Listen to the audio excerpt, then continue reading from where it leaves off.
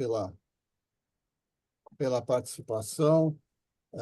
Enfim, para quem não me conhece, sou Haroldo Levi Neto, diretor técnico da PMEC Brasil neste momento. Nesse web encontro, então, da PMEC Brasil, a gente quer falar um pouco sobre os 30 anos do Plano Real, as experiências que aconteceram, as lições eventuais aprendidas.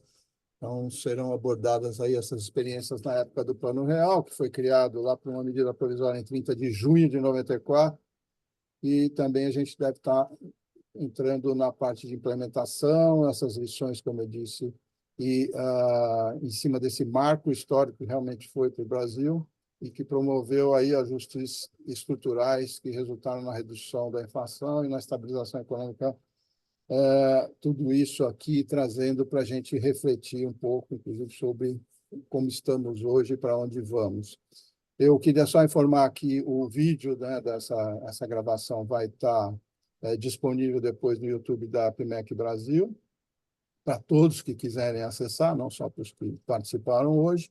E as perguntas vocês podem colocar no chat, a gente vai tentando organizar aqui ao final das apresentações.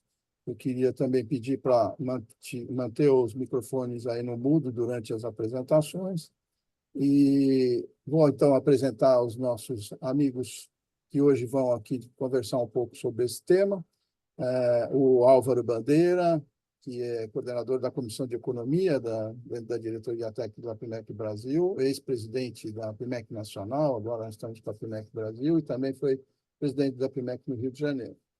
O Flávio Conde, que é analista CNPI, da Levante 10 Investimentos, com mais do que esses 30 anos, né, de Plano Real, de experiência nesse mercado. Aliás, aqui acho que nesse grupo nosso de apresentadores aqui, todos nós estamos por aí, para mais dos 30. E mestre em Finanças pela Universidade de Birmingham, professor de Valuation da Unesp, no mestrado de Engenharia de Produção e ex-professor do INSPER. E Toninho Marmo Trevisan, né, fundador e presidente da Trevisan, Escola de Negócios, professor, conselheiro, contador, né?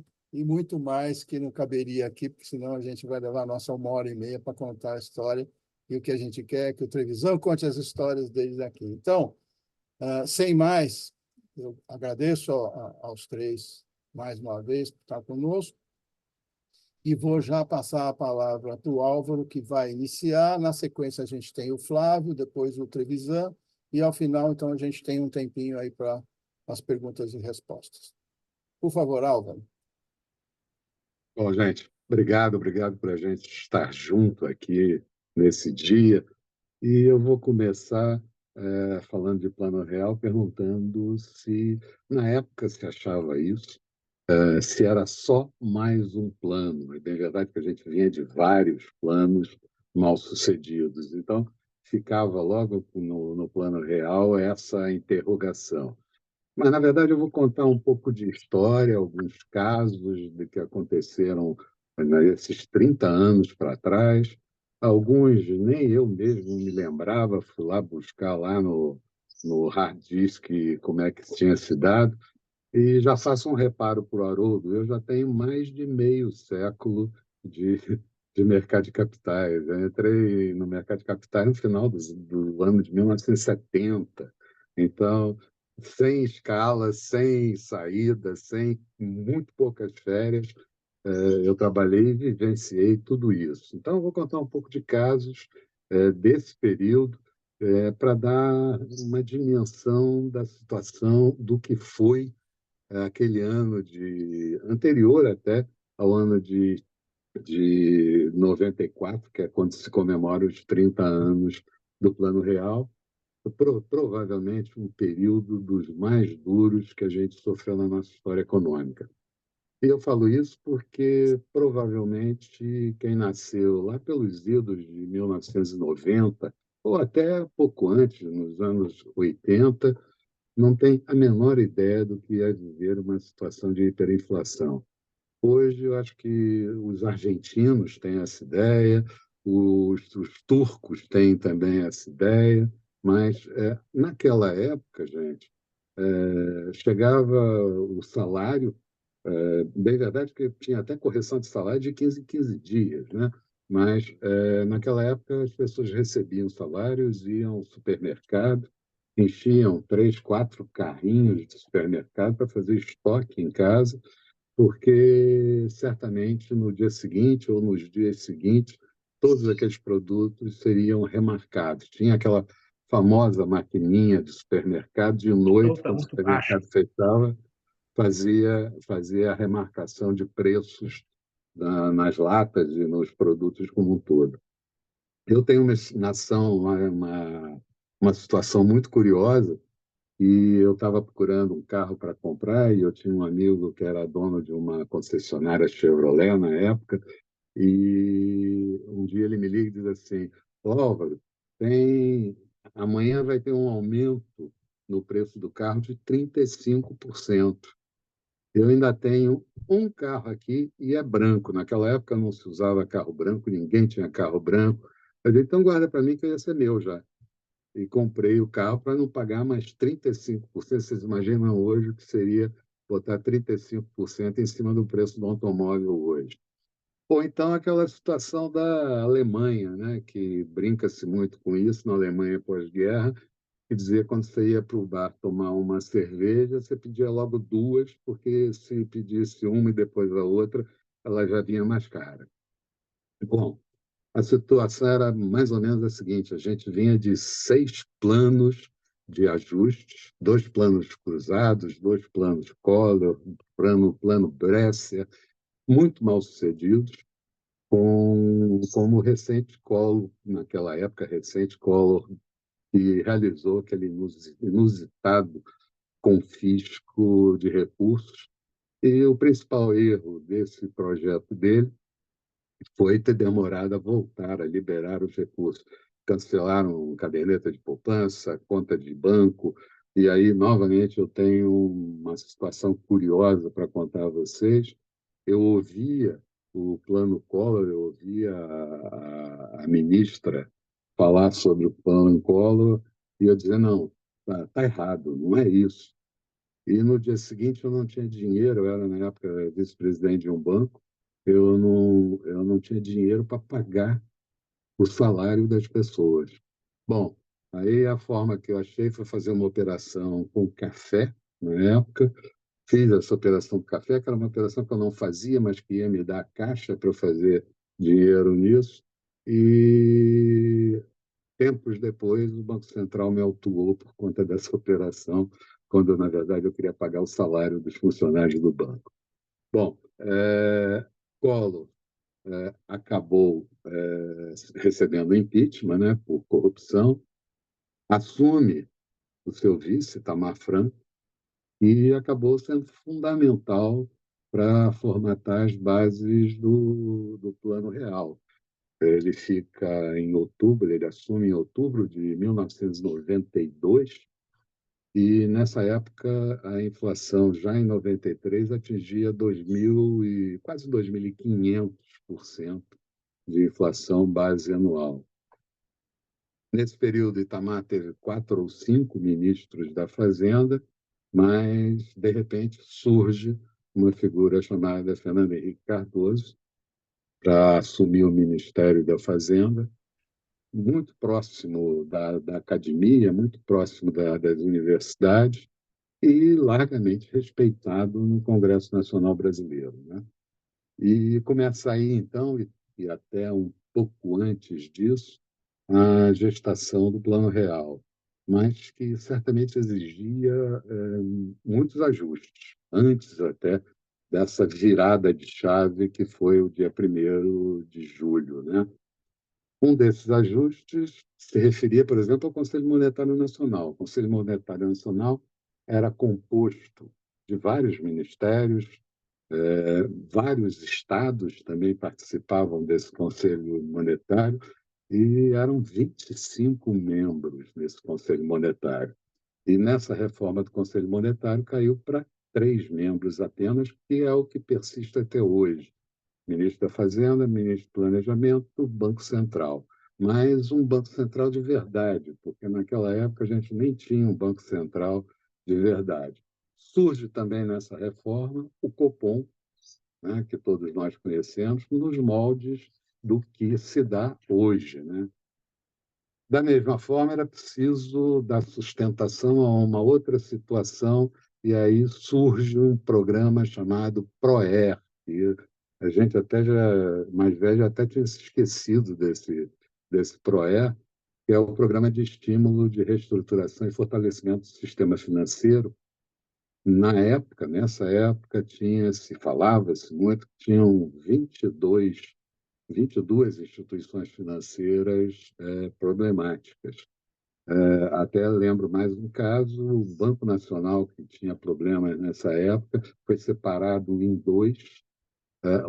A parte ruim ficou com o Proer e a parte boa voltou para os acionistas tocarem o banco. E precisava negociar a nossa dívida externa. Nossa dívida externa, o grande negociador da nossa dívida externa foi o Pedro Malan. Ele, na época, trabalhava no Banco Mundial e trabalhava para o governo brasileiro, morava em Washington, e que acabou sendo ajudado pelo FMI. Um outro caso interessante é que eu, nessa época, participava da família do Malan, eu fui casado com a irmã do Malan, e a gente conversava muito, e ele dizia para mim o seguinte: conversar com banqueiros lá fora para renegociar a dívida é mole, é muito fácil. Todo mundo fala a mesma língua, todo mundo está disposto a considerar alguma perda nesse meio do caminho. O difícil é voltar para o Brasil e conversar com os políticos brasileiros que não entendem nada disso e que têm opinião para dar. Bom, também foi importante uma revisão constitucional ocorrida em 1993, onde a equipe que estudava todo o Plano Real e fazia todas as amarras do Plano Real, o presidente Itamar só deu uma posição de trocar na revisão constitucional. E o que acabou se fazendo é o controle de gastos, que foi comandado na ponta da Secretaria do Tesouro por um sujeito muito competente, chamado Murilo Portugal. Bom, gente, como se pode ver, o Plano Real começou a surgir bem antes daquela data de 1º de julho de 1994, quando a moeda real passou a ser efetivamente a moeda que nós temos até hoje, e não o cruzado novo, moeda nota carimbada, enfim, que nós tínhamos naquela época. E um período ex ante a isso, saíram simplesmente da nossa moeda 9 zeros, ou seja, nós tivemos que fazer correções de toda a inflação, tirando zeros da nossa moeda nessas mudanças de moeda. Também antes, já havia muita gente, muitos economistas de expressão aqui do Brasil, estudando todo o processo de hiperinflação, e durante até, eu diria, uma década, estudando isso, estudando os países lá de fora, como se comportaram, e principalmente, como sair de um processo de hiperinflação. E aí eu cito o Edmar Baixa, eu cito o próprio Pedro Malan, que eu já falei, o Pércio Arida, o André Lara Rezende, Gustavo Franco, todos trabalhando numa equipe agrupada por Fernando Henrique Cardoso. Recentemente, o Pedro Malan deu uma entrevista sobre os 30 anos e citou que foram precisos 280 dias para a URV, a Unidade Real de Valor, ser digerida pela população e passar a ser corriqueira entre todos nós, e mais 120 dias até a conversão da URV na moeda real. A URV surge via André Lara Rezende e também o Pércio Arida, que já estudavam uma moeda indexada, e muita gente, inclusive nos Estados Unidos, achavam que isso não ia dar certo. E acabou que deu muito certo por aqui essa transição da URV para o real. Em junho de 1994, a inflação, portanto, no mês anterior à implantação da moeda real, e fazendo um parênteses, a moeda real exigiu um trabalho de logística fantástico, porque você precisava entregar notas do real lá no interior do Amazonas, no norte todo, no sul todo, enfim. Então, exigiu um trabalho de logística fantástica de ter moeda real disponível para as pessoas. E surgiu desse plano do Larida, na verdade, uma moeda indexada, como eu falei, e a inflação no mês anterior à implantação do real, da moeda real, ela era de 47% no mês.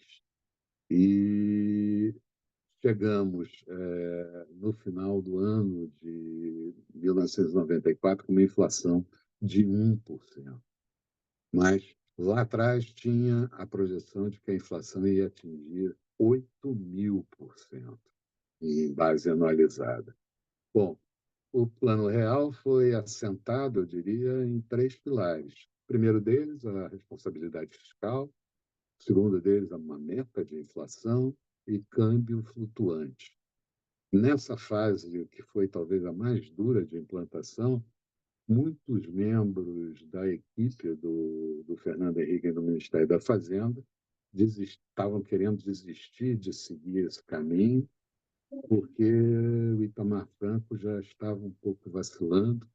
Ele queria afrouxar alguns parâmetros que estavam em vigor, notadamente salário mínimo, notadamente reajuste de funcionários públicos, e aí surge a candidatura à presidência do Fernando Henrique Cardoso, e o ânimo dessa equipe retornou um pouco mais.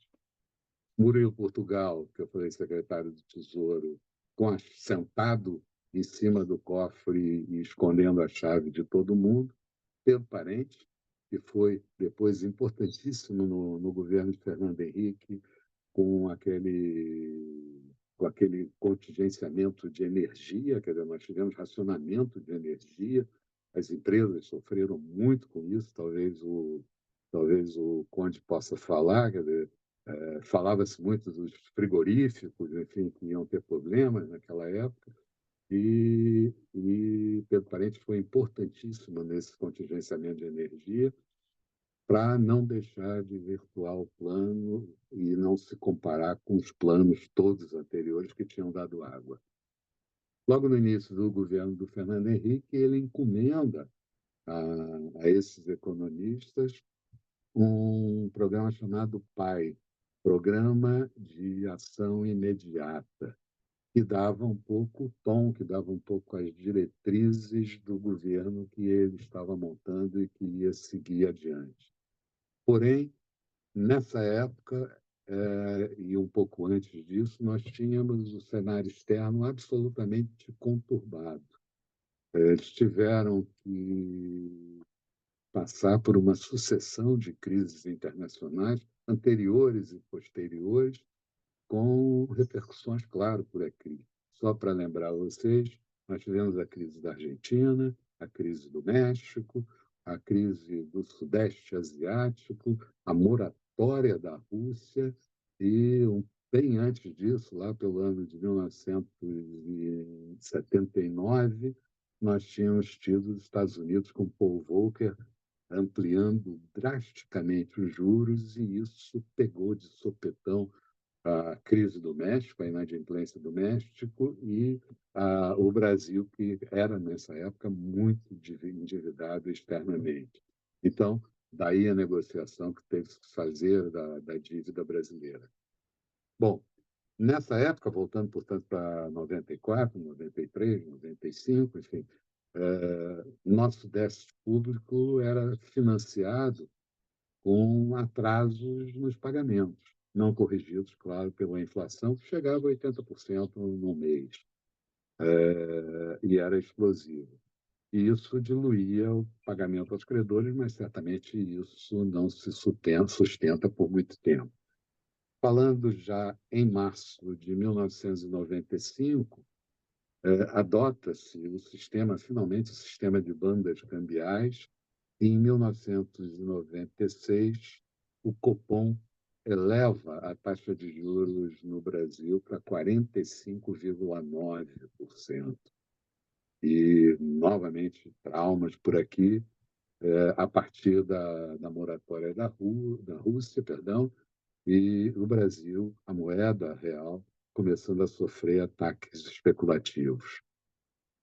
Pulamos para 1998, o Brasil ainda convivia com um déficit primário de cerca de 1 ponto percentual do PIB. Hoje, a gente convive pacificamente com mais de 2,3% de déficit fiscal, e isso acabou estimulando mais para frente um pouco a sanha dos políticos brasileiros em gastar. 1999, um momento, eu diria, quase que dramático, que o Brasil teve que fazer uma desvalorização cambial. O real, que já tinha ficado comprando dólares a 0,82 do seu valor, que foi a mínima que chegou a cotação do dólar, era baratíssimo para viajar para Miami nessa época, para os Estados Unidos, porque o dólar estava menos de R$ 1, já estava em 120 e 1,20, perdão, e a desvalorização cambial levou o dólar para 1,98 e depois chegou a atingir R$ 2,15. Então, notem que em determinado momento o real foi valorizado e depois muito desvalorizado. O presidente do Banco Central, Chico Lopes, que estava por lá nessa época, passou somente 18 dias no cargo, sendo demitido, e então assume Gustavo Franco. Bom, como a gente pode depreender desse relato dessa época, que foi uma época muito ruim para a economia, uma economia brasileira que não era longe ainda de ser globalizada, muito desequilibrada, porque tinha uma dívida externa muito grande, mas foi também altamente profícuo, eu diria, para alertar o mundo sobre a responsabilidade fiscal e nível de endividamento dos países. Bom, em 2000, chega a Lei de Responsabilidade Fiscal, e isso surge com a iminência do PT assumir a presidência do país. Lula foi presidente, só para lembrar, de 2003 até 2011. O Brasil quase perdeu, no final do governo Fernando Henrique, todas as suas reservas externas. Muitas empresas, talvez o Flávio aborde isso também, muitas empresas nessa fase canibalizaram o problema, achando que o PT ia ter uma entrada muito dura, canibalizaram suas estruturas financeiras, mandaram dividendos para fora, realizaram desinvestimentos, e os investimentos foram congelados. Então, foi preciso tomar recursos novamente no exterior. Lula assume com uma carta de 5 pontos principais para tranquilizar o mercado. Mercado esse que hoje mesmo, ontem, anteontem, atrás anteontem, enfim, ele ataca, mas, ao mesmo tempo, tenta atrair investimentos privados e empreendedores, tanto locais quanto internacionais.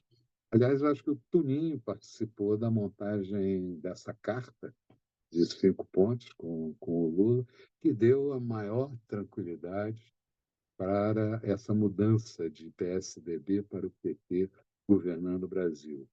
Lula, por sua vez, no seu primeiro governo, no Lula 1, ele manteve durante muito tempo as diretrizes básicas do governo Fernando Henrique, até que, lá pelas tantas, isso no final do Lula 1 para o Lula 2, já começou a fazer alguns sobrevoos solos e acabou deturpando um pouco alguns fundamentos. Bom, Eu acho que essa é uma historiazinha que a gente tem que ter na cabeça do Plano Real e de todos os empecilhos e de todas as dificuldades que a gente conviveu. Antes de passar a bola para o Flávio e para o Devisan, e com alguns percalços ao longo de um ou outro ano, eu diria que, principalmente quando o PT assumiu o governo, eu diria que o Ibovespa registrou algumas altas significativas, mais de 200 pontos, de 200% de um ano para outro, por exemplo, e até, a gente estava falando de 1999, 2000, até 2008, quando o mundo inteiro sofreu aquele solavanco do subprime, né? E as bolsas perderam muito, as economias, todas elas foram para o buraco, exceto a China, que conseguiu ter um PIB ainda positivo naquela época, mas eu diria que de 1998 para 1999, a bolsa sai de 9 mil pontos para 17 mil pontos. Não sei se o Flávio vai ter esse número, se tem esse número mais claramente que eu. Não, mas isso é papo para passar a bola para os meus colegas Flávio e Antoninho. Comentar um pouco. Flávio, como o Haroldo falou no início, um especialista em empresas, e Trevisan, que viveu esse momento todo e o momento anterior a isso, com a SEST, ao longo daqueles anos, eu diria, de latão, e depois anos que vieram a se tornar muito competitivos. Obrigado, gente. Por hora eu paro a minha apresentação aqui agora. Obrigado, Álvaro. Vou passar a palavra diretamente para o Flávio. Peço que vocês se atentem um pouco ao tempo. Eu não quero inflacionar o nosso tempo aqui para a gente não estourar. Então, por favor, Flávio, fica com a palavra. Vamos lá, boa tarde, obrigado a todos por comparecer a esse webinário sobre o Plano Real, na verdade, sobre os 30 anos pós-Plano Real. A minha parte vai ser mostrar para vocês, eu preparei vários slides, como foi a Bolsa e outros investimentos desde o dia 1 de julho de 94, quando entrou a moeda real, até 1 de julho de 2024. E aí vocês vão ver no final que realmente vale a pena aplicar em ações no longo prazo. Vamos lá, Fabiana, vamos colocar o... Você quer que eu coloque aqui? Então, pode colocar, eu acho que vai melhor. Então, só um minutinho. Tá, obrigado. Não sei se eu consigo colocar aqui. Já vou colocar, tá? Só um minutinho. Obrigado.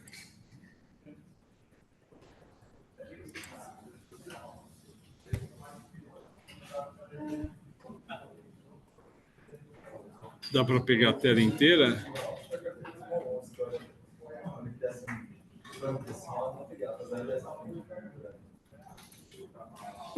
Está aparecendo? Tá. Não, inteiro.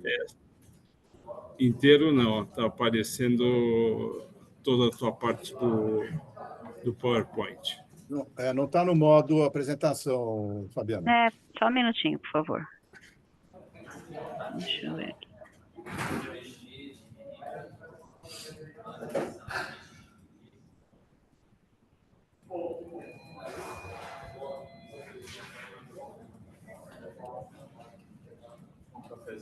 Ele não está deixando. Não, agora está ótimo. Agora é assim mesmo. Vamos lá. Bom, esse trabalho eu fiz com o João Abidoni, que trabalha aqui comigo na Levante. A gente gravou esse estudo para o nosso canal da Levante. Então, vai ter ele durante 1 hora. A gente discutiu. Aqui eu vou fazer uma coisa mais rápida, que o tempo é menor. Pode pular uma página. Então, o que acontece?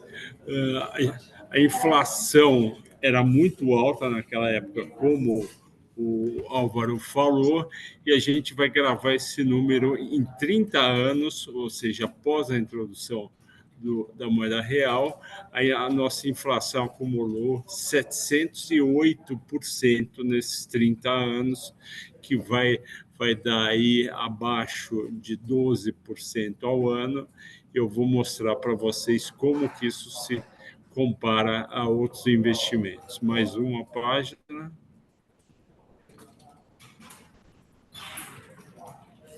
Fabiana, a página seguinte, por favor. Aqui eu tenho o gráfico em todos os anos do Plano Real. Eu não sei se está aparecendo aqui. Foram 30 anos e a gente vê que a volatilidade é muito grande. 19 anos com altas e 11 anos com baixas. E vocês veem que alguns períodos ficam bem marcados de alta e os de baixa entram aí no meio. Mais uma página, por favor. Então, agora eu mostro a principal tabela que vai seguir a gente. Eu coloco na primeira coluna quem era o presidente na época. Na segunda coluna, eu coloco o principal evento do ano. No terceiro ano. Na quarta, o Ibovespa em pontos. Na quinta, a variação desse Ibovespa em relação ao ano passado. Em seguida, se foi positivo ou negativo. E eu dou um nome para o ciclo. Esse nome fui eu que livremente criei e é sujeito a críticas e trovoadas. Então, eu chamo aí esse ciclo 94 a 97 do ciclo do real, e a Bolsa tem um desempenho muito bom. E já era de esperar, né, Álvaro? Porque a gente consegue estabilizar uma moeda que era uma vergonha, né? Aumentar 30% por semana vários produtos, e a gente só vai ter um ano negativo em 95 por conta do México, a crise da dívida do México. Eu trabalhava com Francisco Petros, talvez esteja nos ouvindo, e veio aquela crise em dezembro. O México diz que não tem dinheiro para pagar sua dívida, vai ter que renegociar, e aí a Bolsa acaba sendo levemente negativa. Tudo isso em termos nominal, e tudo foi pego da Economática. Agradeço a Economática aí por ter todos os dados. E aí depois veio o... Não, continua na mesma página, por favor. Depois vem em 1996, o México é resgatado e o risco diminui bastante, a Bolsa brasileira sobe 64%, e no ano seguinte 45%. Ou seja, a gente teve 4 anos muito bons, e naturalmente por causa do Plano Real. E dá saudade de ver esses pontos, né? 10 mil pontos, 7 mil pontos, né? Para quem e tem gente hoje em dia chorando que está só 126, 125 mil pontos. Então, foi um período muito bom esse ciclo do real, de 94 até 97, praticamente 4 anos, 3 anos de alta forte, só um ano praticamente de lado. Pode ir para a próxima. O segundo ciclo é o que eu chamo de ciclo da desvalorização, começa em 98 e 99. A gente tem em 97, que eu esqueci de falar, a crise do México, desculpe, a crise dos asiáticos, os tigres asiáticos. A crise ocorre no comecinho de julho, e a gente tinha a privatização da Telebrás, do Sergião, no finalzinho, se não me engano, no dia 29. E meio que a gente ignora a crise dos tigres asiáticos, e pasmem para quem é mais jovem, né, não para a gente, que um dos motivos que a gente ignora é que a informação não chegava. Eu lembro que eu trabalhava num asset e o Bloomberg ficava numa pontinha de um andar, ia lá a cada 2 horas alguém ia lá e ficava 5 minutos e a gente descobria no dia seguinte o que estava acontecendo, né? Não existia esse para e passo que tem hoje. E aí, em 97, a gente consegue privatizar a Telebrás. E por que em 98 a Bolsa vai cair bastante? Porque aí vem crise da Rússia, se não me engano, em agosto ou setembro, depois vem a crise da Argentina e começa uma pressão muito grande em cima do Gustavo Franco, né, para ele desvalorizar. A gente já tinha 94, 5, 6, 7, 8, era o quinto ano de câmbio controlado, né, Álvaro? Um câmbio baixo, e aí acaba que em janeiro de 99 vem Chico Lopes, vem banda hexagonal do câmbio, né? E a gente tem uma coisa que todos vão lembrar, eu acho que foi na semana de 8 de janeiro de 99, a gente tem terça, quarta e quinta, limite de baixa de 10% cada dia, e a gente estava almoçando, o pessoal lá do Asset na sexta, achando que a Bolsa ia ficar ruim, ela sobe 34% na sexta-feira. E, na época, só uma curiosidade, eu tinha um fundo de dividendos que eu falei, bota aí Vale, Siderúrgica Tubarão e mais uma aí, e o fundo deu 60% em um mês, porque o dólar disparou. Mas foi uma época muito difícil, né? E aí, só que foi excelente para a Bolsa, porque aquela desvalorização torna as ações muito baratas na visão do estrangeiro. E por isso que a gente sobe 152% em 99, só que aí chega a conta em 2000, porque em 2000 a gente teve em 99 também a bolha das .com e em 2000 a bolha vai estourar. E a gente teve aí, o Álvaro vai lembrar bem da Plin, né? Da Globo Cabo, que sai de R$ 1 aos 80 centavos para R$ 4 e depois devolve tudo no ano 2000. E aí a gente tem a crise do apagão de energia no Brasil, em 2001, que, aliás, vai prejudicar a eleição do Serra em 2002, que é o ano da eleição. O ano de 2002 é bem difícil, porque o pessoal tinha medo do Lula ser eleito, né?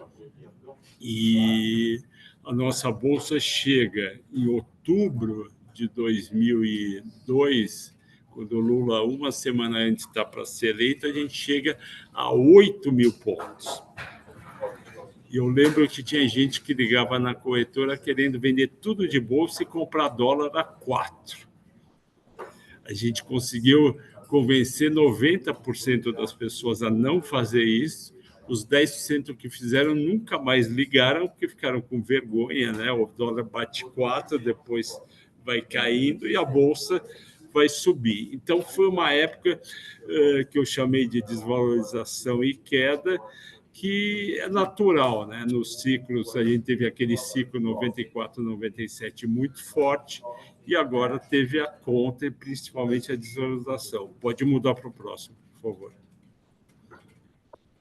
E agora um ciclo excelente de alta, que eu chamei de Lula 1, que a gente pode chamar de China, boom de commodities. O Lula realmente tem muita sorte. Quando ele entra em 2003, a China está começando a empinar. Naquela época, para quem acha o minério de ferro que fica preocupado com o minério de ferro a $115, naquela época o minério de ferro era $15. E a negociação era anual, com japonês, não era com chinês, e com a China entrando no mercado internacional forte.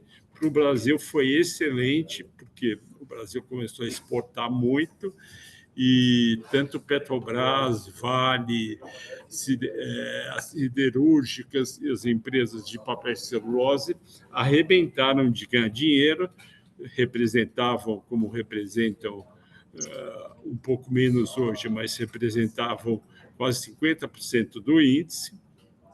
Telecom era uma parte grande também. E aí foi esse período excelente, a Bolsa estourou, a gente vai dos 22 mil pontos no final de 2003 para 63 mil pontos. Foi muito bom, e é nesse período, 2003, que começa os novos IPOs. A gente teve uma coisa muito importante, que foi o novo mercado, que, aliás, Antoninho Marmo Trevisan, Haroldo Levi, Ricardo Martins, a Lucy e outros presidentes que a PMEC tiveram uma participação marcante na legislação do novo mercado e também no aperfeiçoamento ano a ano. Mas aqueles IPOs de 2003, a gente deve muito ao novo mercado. Eu lembro que o primeiro, eu acho que foi da Grendene, foi uma reunião no Hotel Hyatt, aqui em São Paulo. A Gisele Bündchen estava lá desfilando com chinelo, e aí vem também a Gol nessa época e todos o boom de IPOs que teve. Foi um período muito bom e, se não me engano, em 2006 ou 2007 que a gente vai descobrir o pré-sal e o Lula vai fazer o maior follow-on da história, que vai ser aquele a R$26 da Petrobras, porque tinha que pagar também a concessão. Próximo slide, por favor. Agora vem um período mais difícil, que é o quarto período, onde a gente soma altos e baixos, e quem domina nesse período, 2008, 2012, é o mercado internacional. A gente tem, em 2008, o estouro da bolha do subprime, em outubro, depois tem um pullback em 2009 e 2010, vocês veem que a Bolsa fecha abaixo 2008 e recupera, e a gente tem com a Dilma I, que, ao contrário do Lula, que é sortuda, ela é azarada, ela pega a crise dos PIGs, Portugal, Irlanda, Grécia e Espanha, que faz cair a nossa Bolsa. Próximo período. Aí Dilma, tudo de ruim, tudo negativo. Eu acho que, em parte, também tinha a herança do Lula, mas aí ela cria a nova matriz econômica, vem a Lava Jato, a reeleição, recessão, e a nossa Bolsa volta a tudo 43 mil pontos, muito baixo. Próximo slide.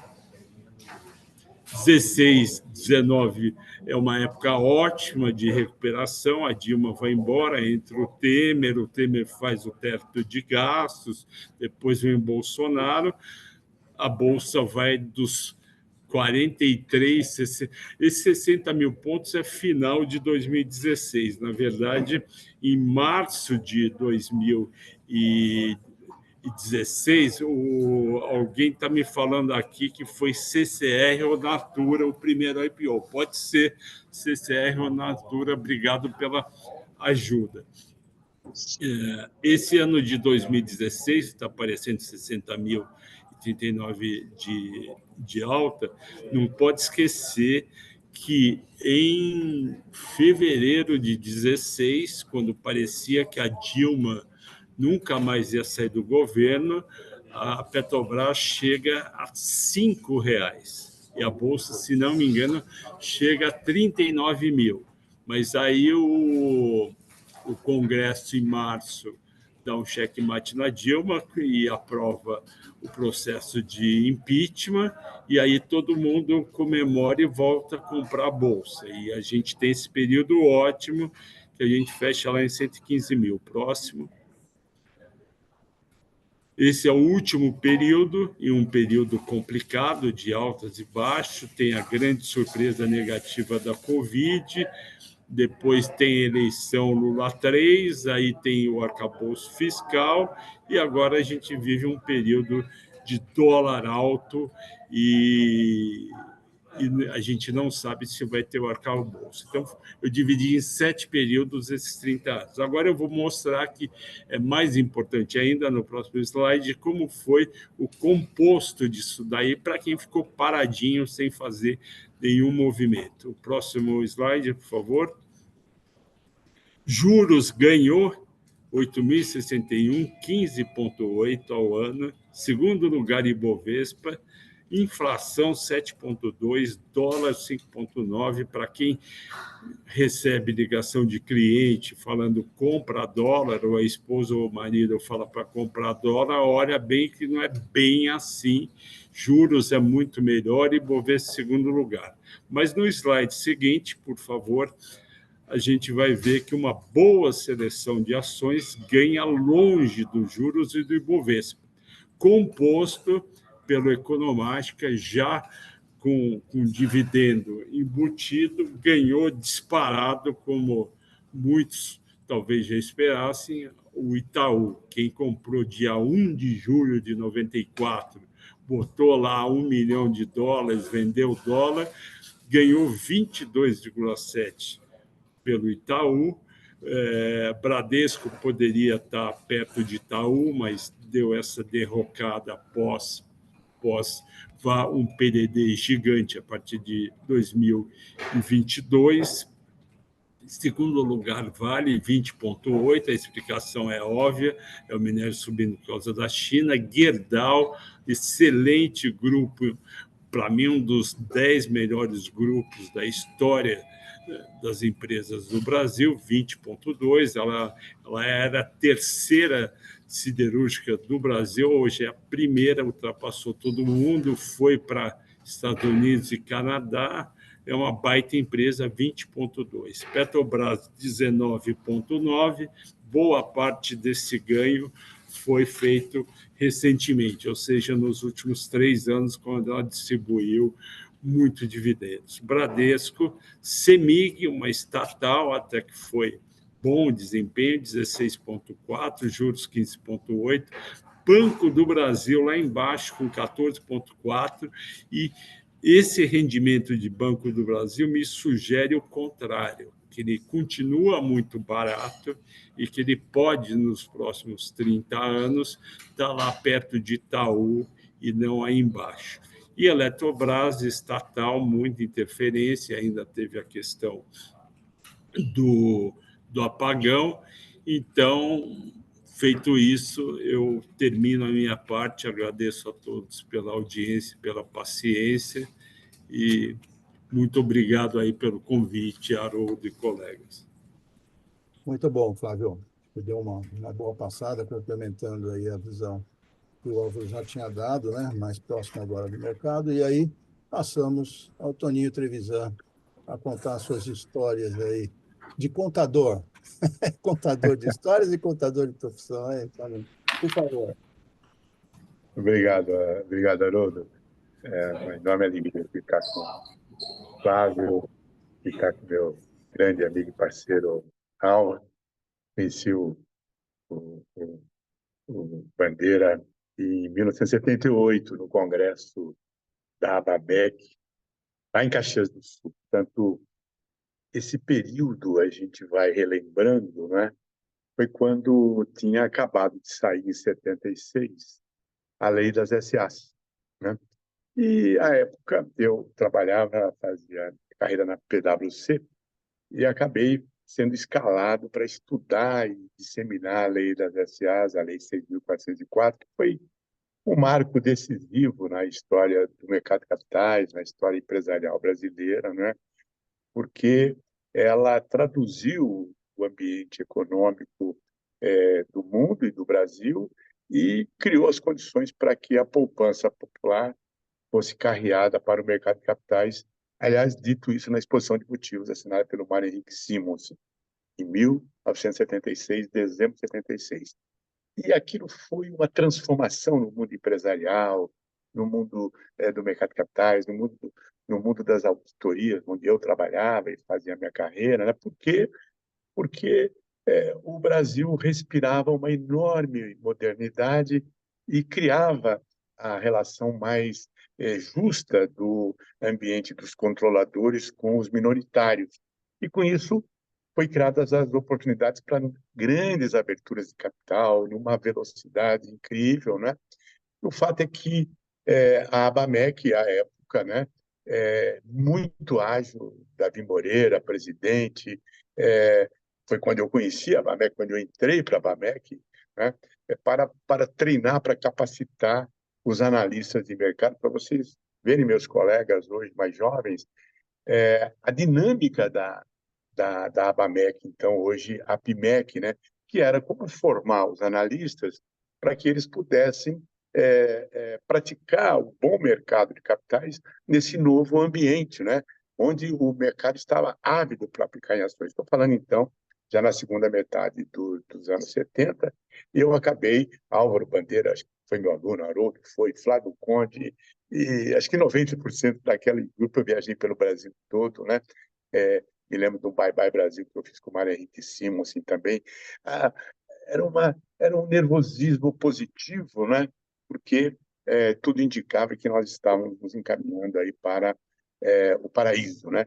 Mas aí entrou todos os problemas da inflação, o início dos anos 80, eu me lembro perfeitamente, acho que em 81, eu fui escalado, era gerente na Price, para ir fazer uma palestra nos Estados Unidos, em Miami, e inclusive porque estariam os agentes das autoridades do sistema monetário norte-americano. E eu fui para lá para quê? Para falar sobre um negócio chamado, um instituto chamado Correção Monetária do Balanço. Porque, meus queridos, vocês imaginem, com a inflação, que ainda não era tão galopante, mas já era da ordem de 100% ao ano, 200% ao ano, o sistema contábil ele se adapta, vejam como é importante, né? E cria uma correção monetária que atualiza os ativos imobilizados de um lado, terrenos, máquinas, equipamentos, automóveis, etc., etc., e de outro lado, atualiza pela variação monetária o patrimônio líquido. A diferença ia para o resultado. Vocês imaginem a confusão que era, porque todos os ativos imobilizados recebiam o mesmo índice de correção monetária, independentemente, claro, do seu valor de mercado. Mas aquele sistema de correção monetária de balanço permitia que os analistas negociassem ações, lançassem ações.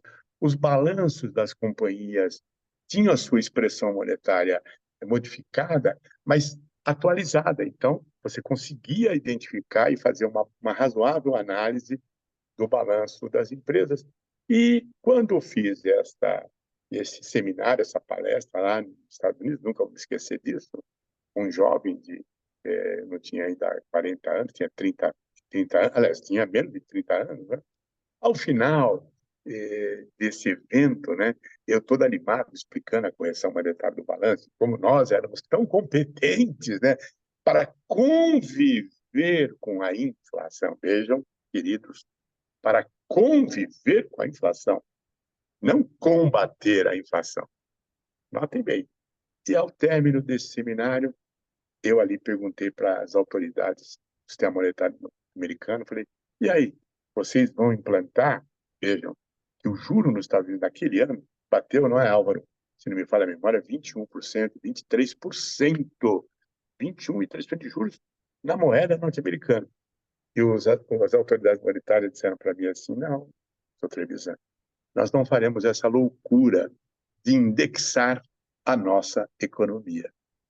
E eu botei meio desenchabido, um contador, um auditor, e eu entusiasmado com a correção monetária, meu colega Eliseu Martins, juntos discutimos o tempo todo, mas à medida que a inflação ia subindo, né, acontecia que a correção monetária tinha que ser mais próxima do fato contábil. E aí chegou-se ao ponto de a gente ter que corrigir o lucro do mês, e a cada mês a gente corrigia o lucro do mês, porque ele já ficava defasado, né? E vejam que interessante. Por conta da inflação galopante, também o sistema tributário se alterava. Ora, vejam bem, se todo o histórico brasileiro, o fato gerador do imposto, ele era sempre no dia 31 de dezembro. Vejam, de qualquer imposto. Ou seja, pagava-se o imposto, em geral, em 12 parcelas, no ano seguinte ao fato gerador dele próprio. Estou falando de impostos estaduais, federais, impostos federais. Vejam você como era o sistema antes da inflação galopante. E aí, então, começou-se a criar o sistema de antecipação de impostos, Carnê-Leão, porque também o arrecadador estava perturbadíssimo com a perda de valor da moeda. Então, nós tínhamos enquadrado as empresas com o sistema de correção monetária, eu e outros entusiasmados com aquilo, porque atualizava o balanço, mas a gente percebia que daqui a pouco a correção era anual, daqui a pouco ela era semestral, daqui a pouco ela era mensal, daqui a pouco ela era diária, porque não se dava conta disso, né? E eu aprendi uma coisa, querido Álvaro, querido Flávio, que está aqui, né? E eu vi que o Milton também está participando, né, desse nosso evento, né? Mas aquilo parece que nos envenenava. Nós jogávamos toda a nossa energia, o sistema de capitais, o sistema monetário, o sistema contábil, as auditorias, para traduzir a inflação. Traduzir a inflação e não combater a inflação. Por isso que os Estados Unidos jamais adotaram o sistema de correção monetária. Em 86, como o Álvaro lembrou, eu fui ser secretário das estatais, quando saiu o Plano Cruzado. E eu nunca vou me esquecer que o João Sayad era o ministro, foi quem me convidou para implantar um sistema orçamentário das estatais e um sistema de avaliação de desempenho. Chego em Brasília, não conhecia ninguém, fui contratado como um técnico, ou seja, vou ser secretário, mas não tenho nenhuma relação com ninguém. O ministro João Sayad, eu chego para ele lá em março, abril, começo de abril de 86, digo, ministro, o que eu devo fazer? Ele falou, a chave está aqui, vire-se.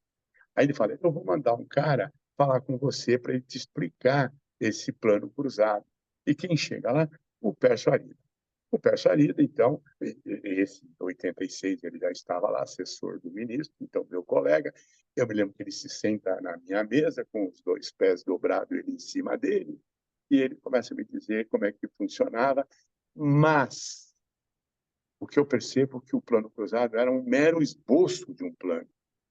Ele era um projeto, mas não se tinha um conceito, uma forma, uma resposta de como seria no dia seguinte.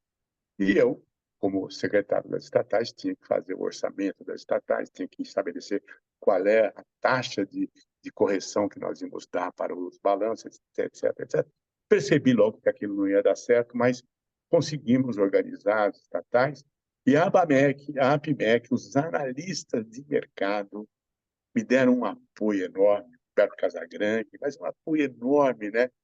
E o Rio de Janeiro, eu estou muito grato aos meus companheiros do Rio de Janeiro, porque me apoiaram lá na SEST, na Secretaria das Estatais, e conseguimos fazer, em dezembro de 86, a primeira reunião da Petrobras com os analistas. A SEST e a ABAMEC, hoje a APMEC, a partir do apoio do nosso querido e saudoso Roberto Teresiani, que eu fico sempre emocionado ao lembrar esta figura do sistema de analistas e da ABAMEC, e fizemos esta primeira reunião com a Petrobras em dezembro de 1986. No dia seguinte, o Jornal do Brasil, grande jornal carioca, ele estampou na primeira página, eu tenho isso guardado. Cai o pano. Primeira vez, Petrobras, primeira vez que a Petrobras se apresenta ao mercado de capitais. Então, isso já somos 1986, a inflação, o plano cruzado não foi feliz, mas foi um grande aprendizado, como o Álvaro falou. O tempo vai avançando e quando nós chegamos ali nos 94, nós já estávamos já com uma inflação já de 4, 5%, 80, 90, 100% ao mês, total. de desespero, desastre e tudo mais, quando vem o plano real. Lembro só a quem está aqui nos assistindo e vai nos assistir pelo YouTube, que algumas regras foram muito importantes para esse processo. Essa da lei das SAs, para mim, foi vital. O Decreto-Lei 1598, que era o imposto de renda, que ajustou a relação do sistema fiscal tributário brasileiro com as regras contábeis, né? E permitiu esse avanço. Mas quando o Plano Real, então, sai, obviamente que houve um grande apoio, né? E, claro, a gente reaprende a viver sem inflação. Um detalhe curioso que eu quero chamar a atenção de vocês. Todo esse modelo de pagamento antecipado de imposto, pagamento mensal de imposto, ele nasceu por causa da inflação. Perguntem se voltou o sistema anualizado de o contribuinte só recolher o seu imposto depois dos 12 meses passados. Não, continuou e hoje jamais vai se perder essa oportunidade.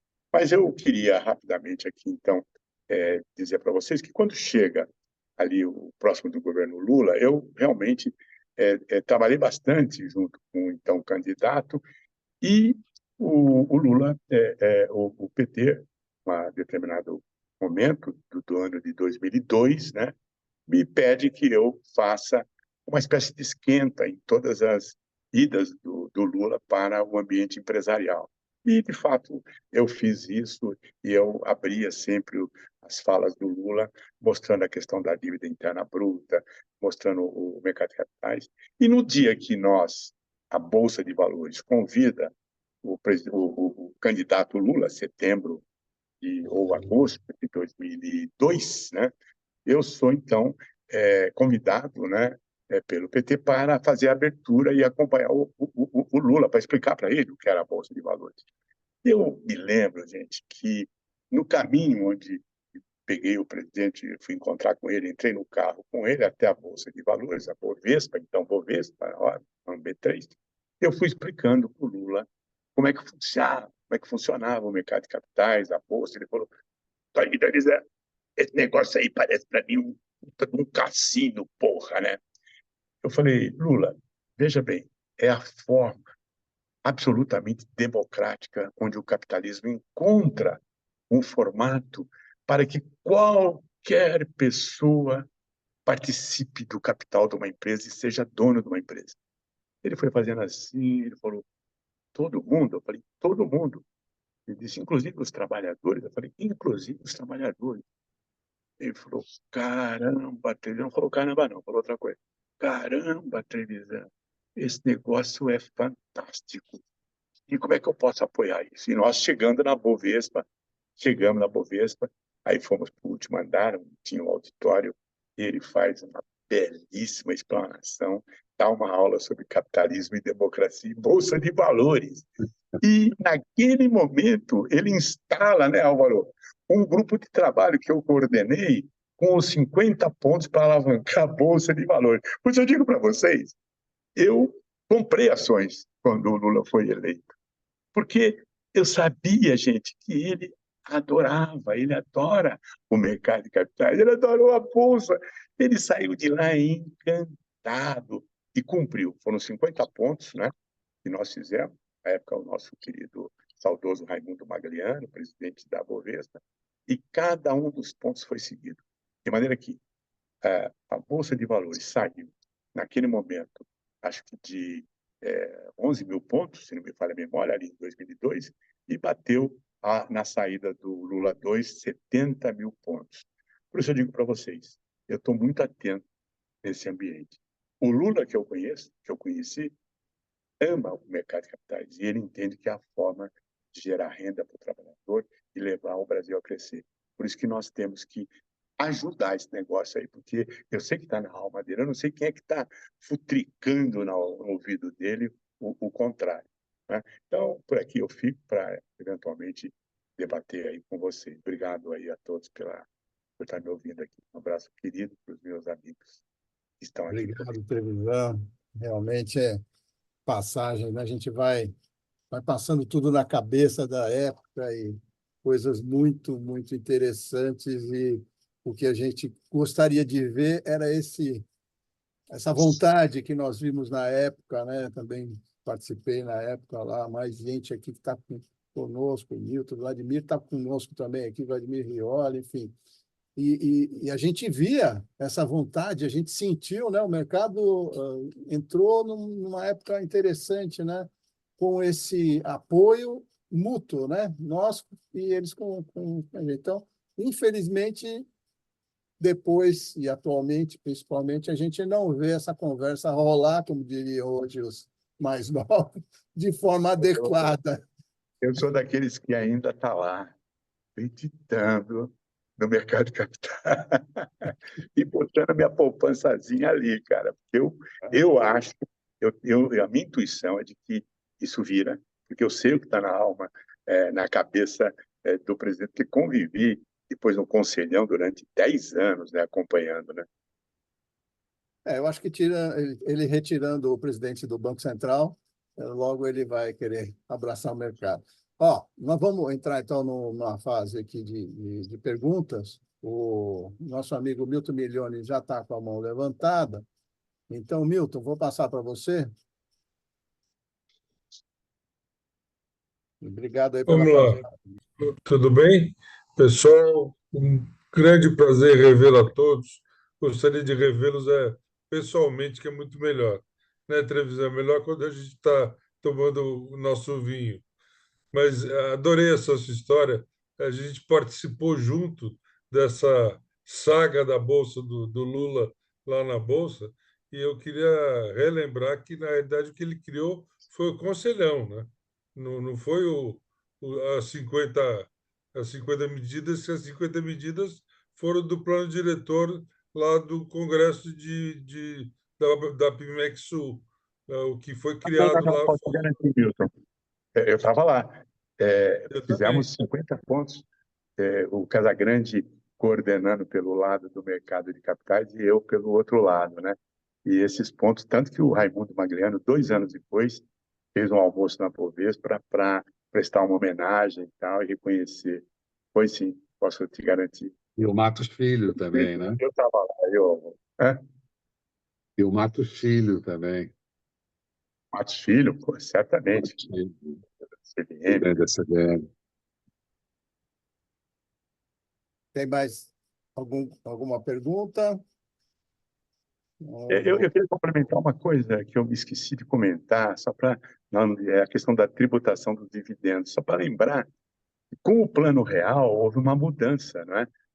O dividendos no Brasil sempre foi tributado até 94, quando o secretário Everardo Maciel, da Receita Federal, negociou com o sistema e ele elevou a taxação do imposto de renda sobre o lucro das empresas de 21% para 33%.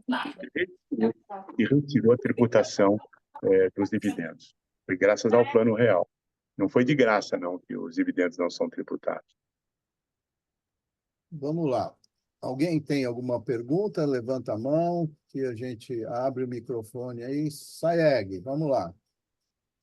Obrigado aos admirados colegas aí que nos proporcionaram uma sessão de recordar é viver, né? Com alguns arrependimentos, ou muitos arrependimentos e algumas alegrias. Eu não sei na balança como é que se equilibra isso. Nós estamos aqui vivos e saudáveis,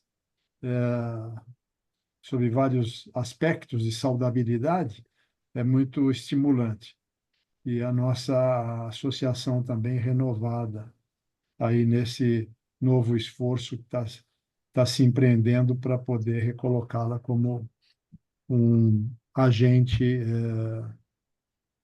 relevante aí nas discussões que hoje estão muito pouco fluentes, né? Nós estamos aí vivendo a polarização também de ideias, não só política, mas de ideias e de pouca criatividade, né? Enquanto a gente falava, chegou aqui num dos grupos aí que muitos de nós aqui atuamos também, um alerta de que o setor de água e saneamento vê perspectiva de reajuste dramático de tarifas no caso da prevalência do modelo de tributação que está em discussão.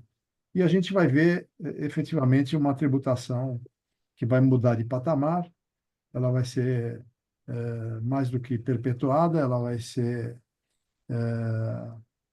abrangente no sentido de privilegiar uma série de pedaços aí do país que não justificaria, né? E a gente vai continuar sofrendo e batendo nas mesmas teclas de sempre. Quer dizer, eu acho que temos que aproveitar e, em algum momento aí, junto pela entidade, a PIMEC Brasil, tentar reconectar aí com outros atores aí do mercado, viu, Haroldo? Porque está na hora da gente começar a falar um pouco mais. A gente está muito a reboque e nós temos aqui toda essa carga de conhecimento e de brilhantismo aí dos colegas que se dedicaram a nos rememorar. Aí temos outras forças também disponíveis aí para a gente poder melhorar. Então, eu acho que é isso que eu gostaria que a gente saísse de uma passividade, né? E fôssemos um pouco mais contundentes aí na explicitação das barbaridades que a gente sabe tecnicamente que estão sendo cometidas antes que elas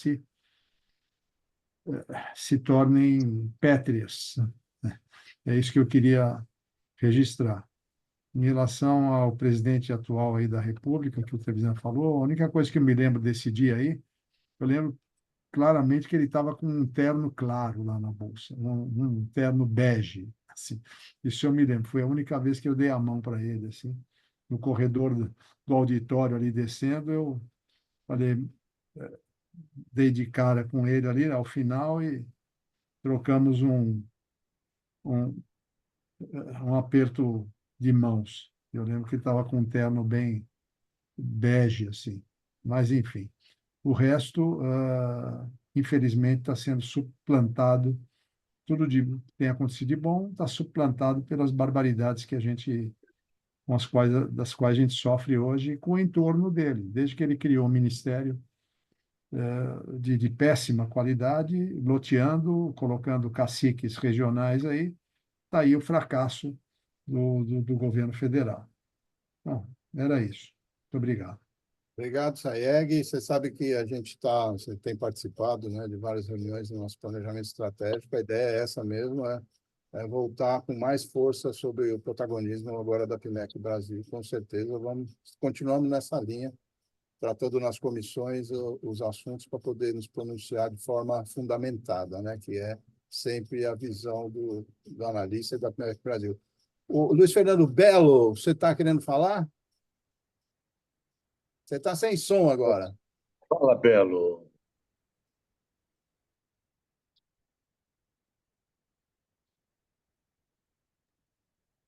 Eu vi que você abriu agora há pouco, agora você fechou, não está abrindo mais. Que pena. Fabiana não consegue abrir, não? Não, agora. Abriu agora? Agora, vai lá. Abriu, né? Tá. A fala do Toninho me lembrou uma coisa muito importante que a gente tem razoavelmente esquecido, tá? Ele tem esquecido. O tempo passa e o Terzene já morreu faz tempo, foi aquela coisa horrorosa. E a ideia básica desse ser de memória aqui, que a gente está desenvolvendo, eu e Terzene, a gente, assim que ficou uma bagunça enorme e resolveram desmontar esse escritório aqui do Rio, a gente começou a vir aqui passear e ver o que tinha. E daí a gente começou a perceber que tinha uma documentação preciosa aqui, e daí veio o Centro de Memória.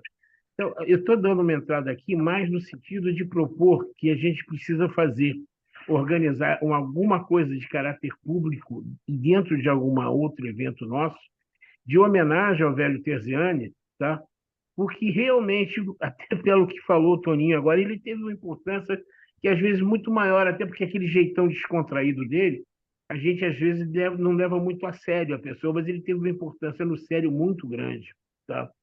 É isso, basicamente. E uma outra coisa que é inesquecível: as minhas discussões com Eliseu Martins, aqui do Rio, sobre correção monetária e depois sobre correção monetária integral, tá? E Então, a gente acabou chegando à conclusão que a correção estava inflando também as coisas, e inflando de uma maneira meio torta, da forma que aquilo reproduzia em cima.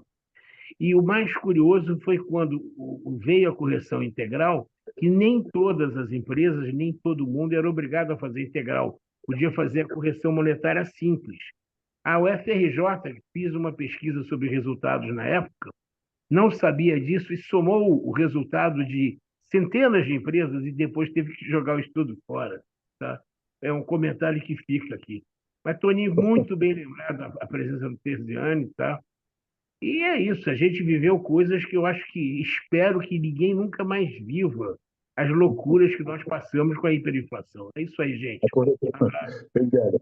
A correção monetária foi uma festa para os acadêmicos, porque inventavam de tudo, e quem tinha que operar sofria para cacete, né? Porque o que nós fazíamos era alimentar o sistema de inflação no Brasil e dar vida a eles, né?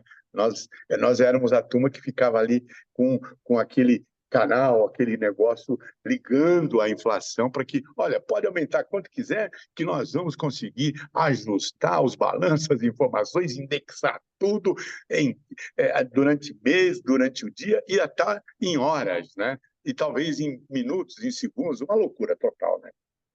Trevisan, eu passei um mês explicando para o pessoal da cúpula da IG em Nova York como funcionava a correção monetária simples. Assim, uma ou duas semanas depois que eles conseguiram entender o que era aquilo, veio a integral, eu desisti.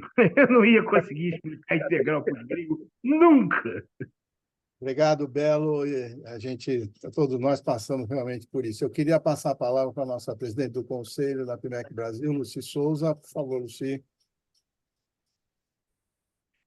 Caros colegas, é um prazer estar aqui nesse momento tão importante, né? Que estamos celebrando os 30 anos do Plano Real e a nossa própria vida, né? Como profissionais de investimento. Essa é a verdade, né? Eu queria primeiro falar que eu, como jovem analista mulher, uma minoria dentro do mercado de capitais, né? Que tive sempre apoio dos meus colegas, diga-se de passagem, né? A gente vivenciou muito, né? As dificuldades, de um lado como trabalhadores, né? E profissionais de investimento, e do outro lado como chefes de família, etc., né? Como que era difícil, né? A gente manejar, né, os orçamentos familiares, né, no ambiente de alta inflação, né? Só lembrar disso. E como isso tinha impacto nos diversos setores que a gente analisava, né? A inflação batia diferentemente nos setores, tinha setores que tinham receitas em dólar, então estavam mais protegidos, né? E outros estavam todos voltados para o mercado doméstico, tinha controle de preço, então a gente, como analista, tinha que analisar que setores tinha controle de preço, como é a política de controle de preço. Era um inferno, né? Simplesmente era um inferno.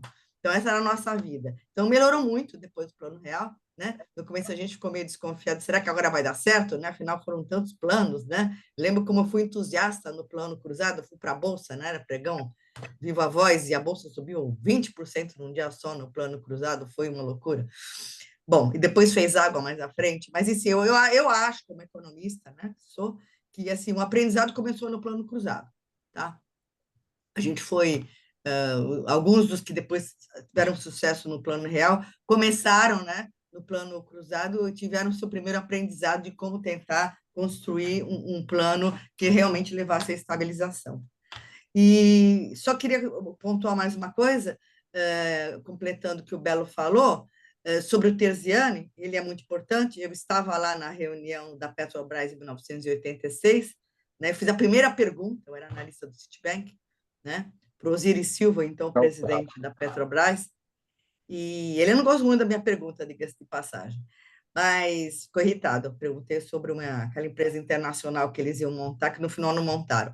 Bom, mas é nosso papel analista, assim, né? Instigante, né?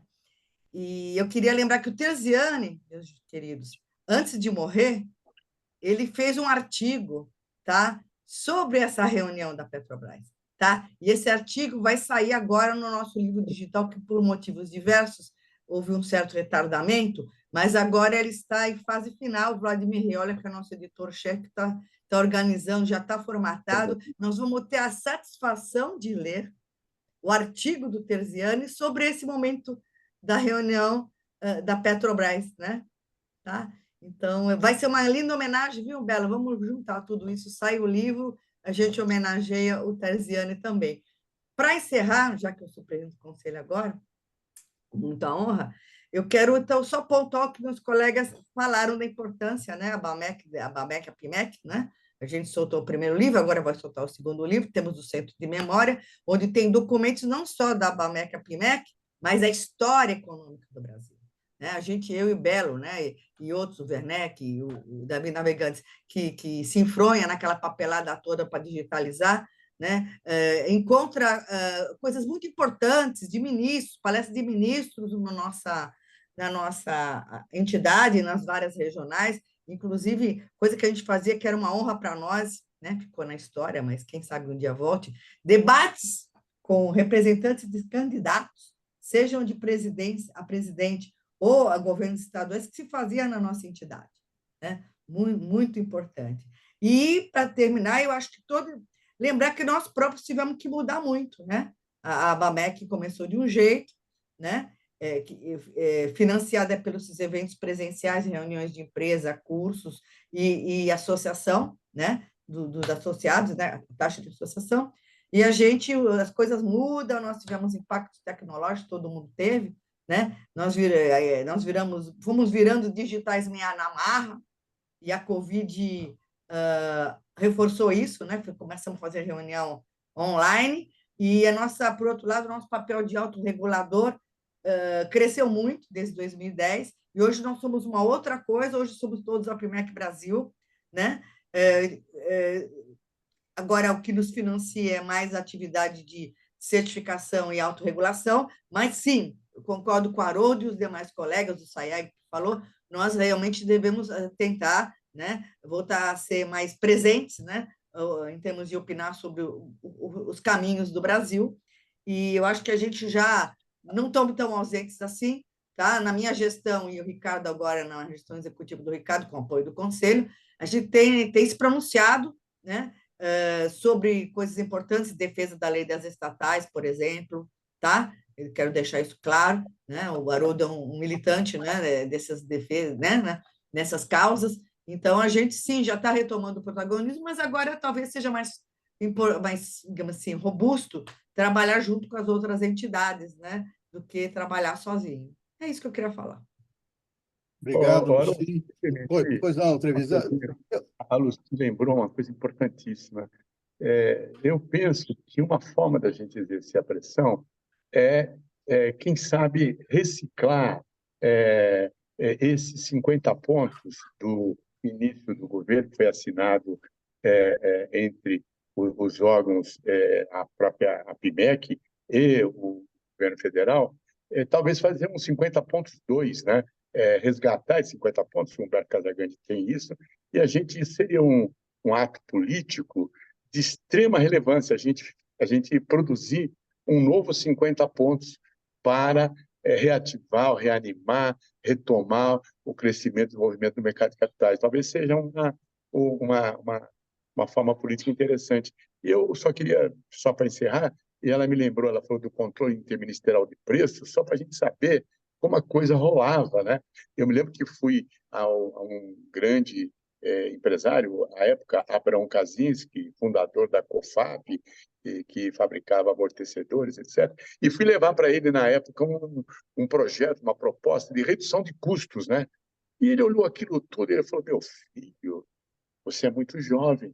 Quem disse para você que eu quero reduzir custos? Eu quero aumentar custos, porque quanto mais custos eu tiver, mais o controle interministerial de preço vai aprovar aumento dos nossos produtos. Veja, gente, como era o raciocínio, né? Era a partir de custos. Quanto mais custos, mais eu te dou aumento de preço. Se você reduzir custos, você tem uma redução do seu preço. E o controle interministerial de preço era o CIP. Ele carimbava e aquele preço ninguém discutia, para vocês verem. como é que funcionava a coisa, né? Nós temos, viu, televisão, só lembrando aqui, também existe nessas conversas, nós tínhamos um grupo chamado Interagentes, que reunia uma série de entidades e que participou de uma série de discussões nessa linha. E eu tenho sentido que isso está querendo voltar de alguma forma, que eu acho que vai bem nessa linha que você colocou. Então, acho que as entidades estão se conversando e acho que no momento certo, que não deve ser muito longe de hoje, a gente vai avançar nisso e, como o Lucílio lembrou, a gente tem feito muita conversa com as entidades de mercado para juntos nos posicionar. Nesse momento mesmo, nós estamos também trabalhando uma questão de dar um apoio público, vamos dizer assim, às agências federais, reguladoras federais, que estão sofrendo absurdamente com a questão de contingenciamento. Mas, enfim, nós praticamente terminamos, mas eu queria pedir para os três que peguem um ponto só, para a gente não vai ter muito tempo, e só para lembrar, a gente vai ter outras reuniões, essa comissão de economia está totalmente ativa, né? O Álvaro coordenando, e nós estamos programando vários outros eventos nessa linha de discussão para reflexões. Mas eu queria pedir para vocês três, e queria começar com o Álvaro, um ponto que a gente pode trazer disso tudo que a gente viu nesses tantos anos de planos e que a gente poderia aproveitar hoje e não estamos aproveitando e que poderia ajudar essa economia a voltar a ser melhor do que é, pelo menos. Álvaro, por favor, começando por você. Bom, vocês estão me ouvindo? Sim. Eu acho que o fundamental é a responsabilidade fiscal. Eu acho que a gente tem que controlar o déficit, se possível, equilibrar o déficit já em 2025, não escamotear receitas, não colocar receitas fictícias, controlar custos, controlar gastos de governo e, certamente, o nível de endividamento. Não adianta o presidente Lula sair falando que o endividamento dos Estados Unidos, o endividamento do Japão é 3 vezes maior ou 4 vezes maior do que o nosso, mas a gente tem um nível de endividamento muito elevado para um país emergente. Então, eu acho que a gente tem que controlar o déficit fiscal, não emitir mais recursos e cuidar do endividamento. Acho que esses são pontos fundamentais. Tem 300 outros pontos, mas eu acho que esse é fundamental. Obrigado, Álvaro. Flávio? Pronto. Eu tenho 2 pontos para destacar. O primeiro ponto é a gente lutar aí com a liderança da PMEC, do Trevisan, por um Plano Real 2 focado só em conta pública, não é só o governo federal, nem só estadual, é também estadual e municipal. E um ponto em relação ao mercado que eu acho muito importante. Na década de 80, quando eu comecei, meu pai investia em letra de câmbio e CDB e tinha imposto de renda. Hoje em dia está uma farra, que é esse negócio de debêntures incentivada, CRI, CRA, LCI, LSA, sem imposto de renda. Isso daí é um absurdo completo, porque a renda fixa sempre teve imposto, ela é muito menos arriscada do que ações, e ainda o pessoal quer taxar o nosso dividendo. Então, eu acho que a gente tem que lutar para não taxar em dividendos e, sim, voltar com o imposto de renda de papel de renda fixa. É isso que eu tenho para contribuir. Obrigado a todos. Obrigado, Flávio. Trevisan. Só para lembrar essa questão da tributação dos dividendos, né? Eu não sei por que virou um fetiche, aquilo criou um problema para o mundo empresarial enorme, né? Porque as controladas aumentavam o capital das controladoras no sentido inverso e para não pagar dividendos e não ser tributada. Como também nasceu com muita força a chamada distribuição disfarçada de lucros. O Brasil viveu um inferno até 1994 com a tributação dos dividendos. As companhias faziam de tudo para não pagar dividendos, e inclusive as multinacionais, que traziam suas matérias-primas a preços superavaliados e tinham prejuízo no Brasil por uma razão, para não ter que pagar imposto sobre dividendos. Então, a participação cruzada quase inviabilizou a privatização da Vale. Eu sei porque participei do descruzamento, que levou 2 anos. Gente, não se trata de apenas tributar, se trata de não criar barreiras para o desenvolvimento do mundo empresarial brasileiro, que é o que gera renda, né? E gera ganho para o trabalhador. Isso nós temos que bater. Eu acho que no momento que se voltar à tributação dos dividendos, vai ser um novo inferno, com distribuição disfarçada de lucros e com participação. Toninho, a Oi? palavra chama-se produtividade. O governo tem que estimular a produtividade, principalmente o setor industrial. O setor agrícola está andando com uma produtividade boa, mas o setor industrial tem que ser estimulado a ganhos de produtividade. Perfeito. Só para complementar o que o Flávio falou, eu gostaria de dizer que o investidor em ações no mercado brasileiro, que ficasse, sei lá, 5, 10 anos com uma posição de ações, deveria ganhar um status em praça pública, porque certamente seria um maluco que estava acreditando no país e acreditando nas empresas brasileiras diante de toda essa volatilidade, dessa situação que nós temos. Muito bom, gente. Queria agradecer muito ao Trevisan, Álvaro, Flávio, a participação de todos aqui que tiveram com a gente até agora. Queria relembrar que o vídeo dessa conversa vai estar disponível, vocês podem divulgar para quem tiver interesse em ouvir, vai ficar no YouTube da PMEC Brasil. Também queria pedir, porque a gente vai enviar por e-mail um formulário para avaliação, pedir que todos, por favor, participem, dê suas sugestões para a gente melhorar esses eventos que a gente tem feito, como eu disse, para reflexão, para trazer outras discussões na sequência. E quero também aproveitar para convidar aqueles que não recebem, né, o boletim técnico APIMEC Brasil, né, que se inscrevam aí no nosso site. Tem lá na primeira página, até pediria, Fabiana, se você conseguir colocar no chat o endereço, mas está lá no newsletter, boletim técnico, e pode acessar, inclusive, na biblioteca, os boletins anteriores, onde a gente tem colocado constantemente, toda semana, esse boletim sai, informações sobre assuntos que interessam aos nossos associados, mas ao mercado em geral. Então, eu fico por aqui, agradeço e espero vocês aí nas próximas, como eu disse, não só da Comissão de Economia, mas de outros assuntos que a gente está desenvolvendo. Obrigado, boa tarde a todos. Boa tarde.